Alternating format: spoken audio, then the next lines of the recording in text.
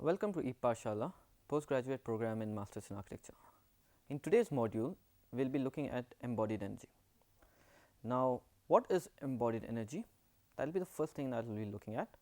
Measurements of embodied energy, materials and component data, and guidelines for minimizing embodied energy. Now, we have heard this term embodied energy several times in our practice. People have used it, but it's quite confusing as to what exactly is embodied energy. Now, embodied energy can be quantified, is quantified because most energy used in the production of building materials are finite and have emissions that are harmful to the environment. Now, these materials have low embodied energy, minimize emissions and waste of energy. Now, embodied energy is an upstream upfront process. Now, the way we will look at understanding embodied energy is simple ways. What is in a gist? It is basically means whatever material we are producing for construction or whatever we get to the construction site goes through a process. What is that process? For example, a steel. It would require extraction of iron ore, that would be mining, then processing, then it goes to the manufacturing plant, gets the extrusions done, then transport and product delivery.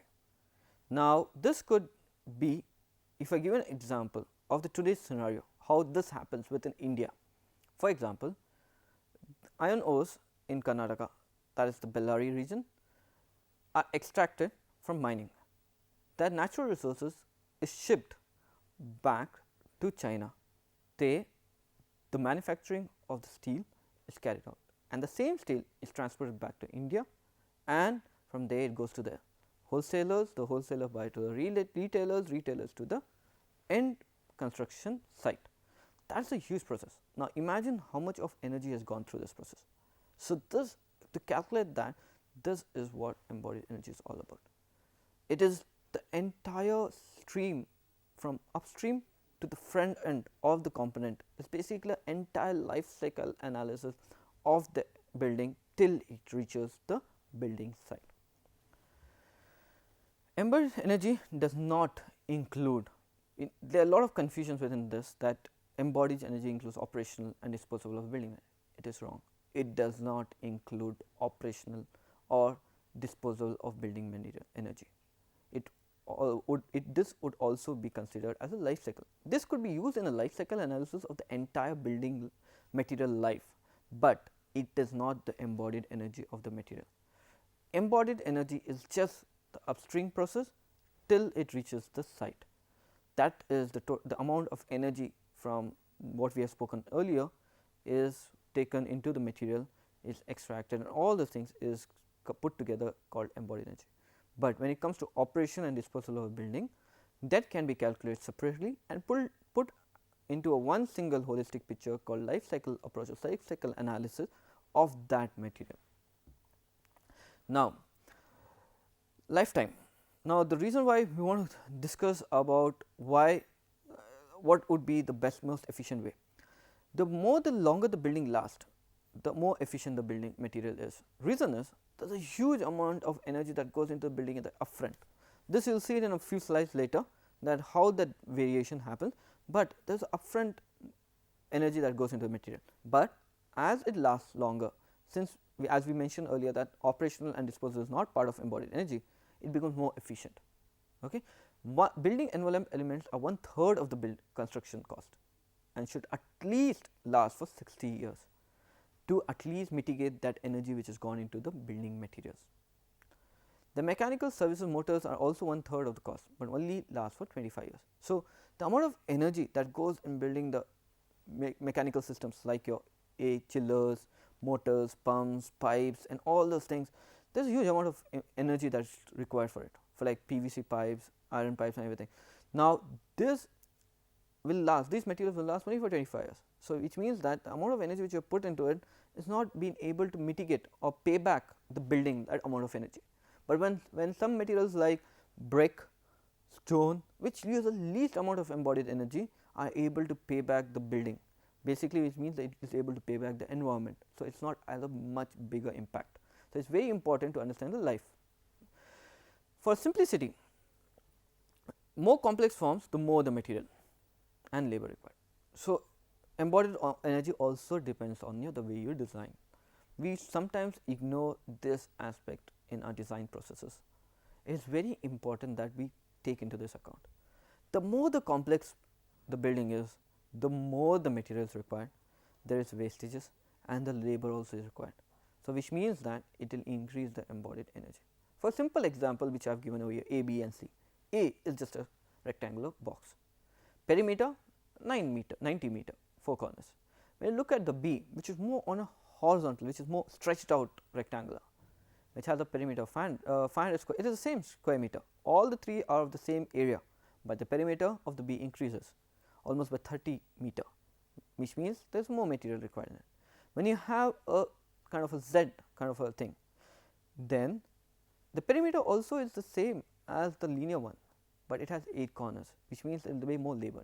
So, it is very important that when you are designing it also, embodied energy or the materials which we use within a building should be taken into account, because this all has an impact on the embodied energy of the overall building. Important factors in reducing the impact of the embodied energy are to design buildings for long life. As I mentioned previously in the previous slide, that lifeline of any material is that it needs to, the building has to be for longer life. Durability and adaptability. When I say durability, it needs to be there for at least for certain amount of years. It cannot just disintegrate into a smaller. What I basically previously mentioned, that mechanical system what we do today cannot last more than 20-25 years, but same natural materials like stone and the brick and all those things which we use can last for longer. So, durability plays important. Adaptability, then you get adapted. Now, adaptability plays a very important scenario, because what happens when the building material is gone? Now, whether we can reuse it, whether it can be reused again and again, or whether it needs to be thrown out to landfill. So, it needs to be after the end, it needs to be can be adapted somewhere else. Then also choice of material and construction methods can significantly change the amount of energy. Now, what it means over here is the type of materials you are picking. Always is recommended that you pick materials which are locally available. Reason is the least amount of transportation that is required, so you save a lot of energy in transportation. And also pick up materials which can be recycled or reused, which means that it can be adapted later on. So, choice of material and construction method. In construction methods, use simple construction methods, don't complicate the buildings.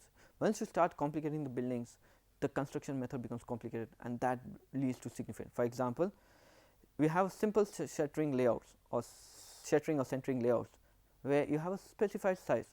Now, instead of using the specified size, we have something which is out of the box and you have curve. What happens is you need to redo the entire centering and shuttering layout only for that specific project, which means that after that you throw that entire material. What happens to the embodied energy that goes into that making of that centering, and then after that throwing that out. So, it plays a very important. Embodied energy can be equivalent of many years of operational energy. This we will see in a graph in forthcoming forthcoming slides, in a graph that how this happens. This is what it means. Once basically embodied energy initially is huge, as you can see in this graph, the one with a very light blue, the embodied energy initially is huge. It is in gigajoules. The one on the left is in gigajoules. It's not megajoules, it's gigajoules. After certain years of high operating, you will be able to almost meet each other, that is the embodied energy as well as the high operating energy at around 10 years. If you are doing a low operating and the building is a very low operating like a house, high operating is very similar to office spaces where using chillers, equipments, pumps and all those things which get part of it.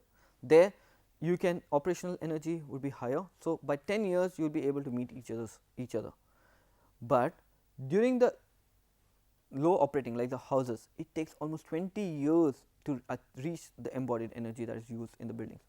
Now, if the building cannot last for 20 years, that means that you have used so much of energy and the building is disintegrating. So, it means as you can see that the longer the building lasts, the embodied energy and the operational energy gap increases. Now, the graph has a small linear upward turn. The reason is you keep on adding certain amount of things, renovating and everything. So, that is the reason the graph is linear. What should be included?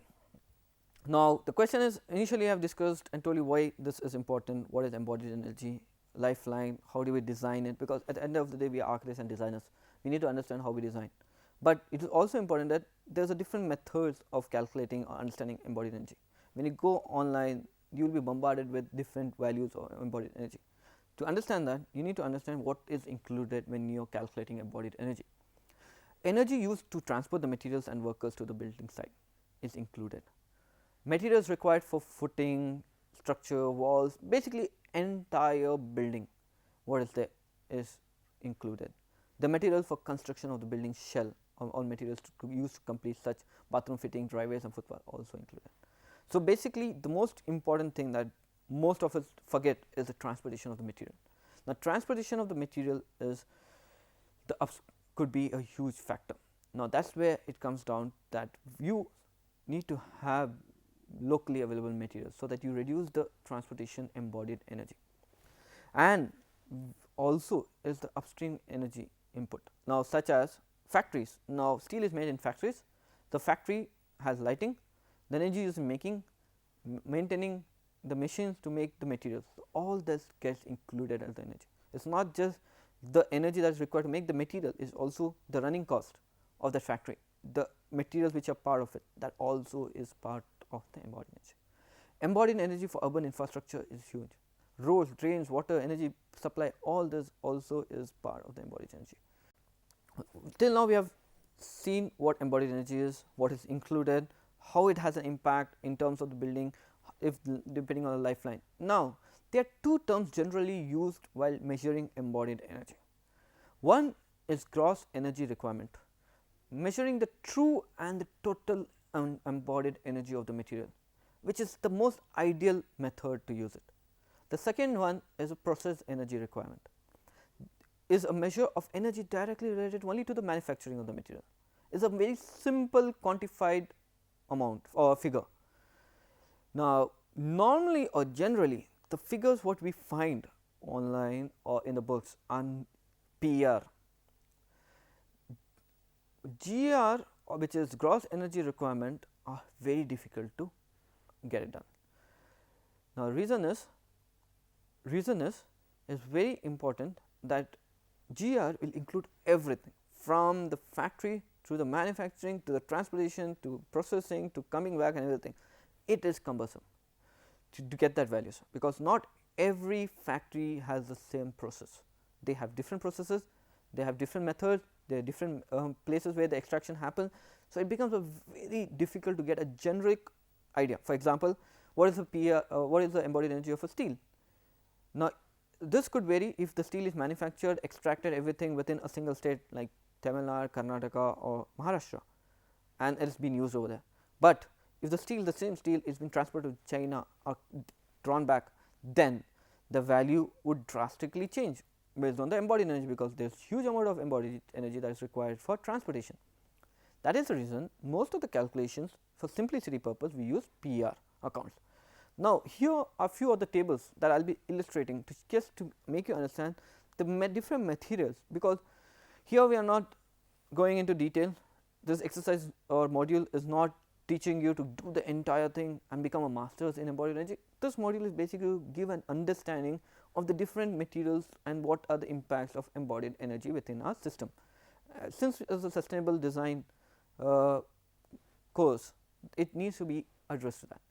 First, looking at the material, here is PER values. I will be stressing it, it is just the PER values, not the gross, not the complete picture.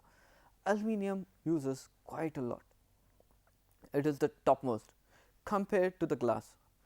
Then you can see steel and everything. So 170 megajoules per kg compared to glass, which is 12.7. So now you will be asking what is megajoules per kg. Just to give you an understanding of it and how this works out, 1 watt, which is the bulb, simple example is a bulb is 40 watt. So 1 watt is equivalent to 1 joule per second. So 1 kilowatt is 1 kilojoules per second. 1 kilowatt hour, which is hour is into seconds, gets converted into 3600 kilojoules. 1 kilowatt is released over 1 hour, which means 1 kilowatt joules per second. 1 minute is so much. So that is how you get the value 3600 kilojoules. Now, if I want make 1 megajoules per kg, then I need to take 1 mega means 1000, so 1000 kilojoules divided by kg is 3600, because it is an hour that we are calculating it, the entire thing. So, converting 1 megajoules per kg into kilowatt hour per kg. The reason why I am doing this is your values, certain values will be in megajoules per kg, PR values, certain will be kilowatt hour per kg. Now, this is where it becomes very difficult to understand which one is right, which one is not wrong. So, that is the reason this tabulation of conversion from megajoules to kg and kilowatt per kg will be very helpful. So, here there is one more, this is again a comparison. Now, previous slide where we saw it, we saw that it was about materials. In this slide we will just talk about embodied energy of the component. Now, component over here is MDF. MDF is not just one single material, there are so many processes which goes into gluing and everything. That has around 11.3 megajoules per kg. Similarly, plywood is little lesser, coming down to cement is much lesser, plasterboard is much lesser. So, if you go down and down, if you look at the least one, a dried sawn hardwood or stabilized mud earth block. Now, most of us when you are designing eco houses or sustainable houses, we prefer stabilized earth block. One of the reasons, one of the best reasons of why we use it is because of this embodied energy. It uses least amount of embodied energy compared to most, like the clay brick or the bricks which we use normally, clean dry bricks or whatever bricks we use. Now, clay bricks and clean bricks are 2.5. When you compare 2.5 embodied energy megajoules per kg to 0.7, it becomes quite a difference in terms of the overall energy of the building. So, to summarize it, now the previous ones what we looked at was megajoules. Now, same thing we are looking at kilowatt per kg. That is the reason that small tabulation was given, so that if it becomes in kilowatt per hour, you should not be worried, oh, it was megajoules per kg, why did it become kilowatt per hour. Now, over here again you can basically see in the summary that aluminum is the highest, then coming down to in situ concrete is lowest, because you are doing the entire process on site. Then in comparison to the material or assembly, so if you have elevated timber floors, if the entire, this is basically the entire floor, the megajoules per meter square would be higher, is lower compared to a concrete one, especially if it is a precast and a concrete slab on ground, it is pretty much on the same line. Roofs, timber roofs initially with the plasterboard without any insulation or anything of concrete for tiles and everything is lesser. Similarly, coming down to assemblies of different walls, if you look at walls like ACC block work or stabilized earth ramp block, stabilized earth is much lesser, which has, even if you include 5% of cement into it, it is still much lesser than the normal earth block. Similarly, if you come to cavity brick wall uses huge amount of energy. Cavity brick wall with plasterboard internal filling, like for example, you are filling with plasterboard internal, huge uses, it is almost like double what you are using with stabilized mud block. So, it becomes very important to understand which one you need to use. This tables which have been provided in this module is basically to give an understanding as to how each component of works and how each one has an impact on the total embodied energy of the building. So, if while picking up anything or selecting a material while designing, you need to look at which one and why you are using it, what is it. Embodied energy is not the total picture of the eco houses, it is also important that how you recycle them. So, it is just a basic or the first initial step to make sustainable eco house friendly. Similarly, this chart which we have put over here is a very interesting chart. Reason is, aluminium, as we saw in the previous slide, uses huge amount of embodied energy, uses huge amount of embodied energy, but it can be recycled. Almost close to 95% of it could be recycled, which means that since initially we are using huge amount of embodied energy, but at the same time that is not going to landfill, it can be recycled to 95% and reused, which means that the embodied energy in the extraction of bauxite and other things can be reduced drastically. But when you look at the glass products, okay, with the embodied energy to compare to the savings, there is only hardly 20% of that can be reused. So, though the glass is less in compared to the total PR embodied energy, but it cannot be reused. So, this becomes a very dicey situation as designers, that what to pick and what to leave. So, it is a wise decision, or a clever designers will choose which can be used and reduce the embodied energy, at the same time use things which can be recycled, because at the end of the life of any building, the materials should be recycled. As we spoke about adaptability in the initial stages, this is what it means.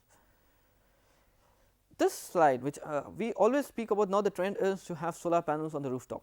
This was one very interesting one which I wanted to show the architects while looking at this module, that PV uses huge amount of embodied energy comparatively, but now it takes only 2 years to mitigate that. So, what within 2 to 2.5 years, a normal multicrystalline would pay back the entire energy which is used in the generation of PV.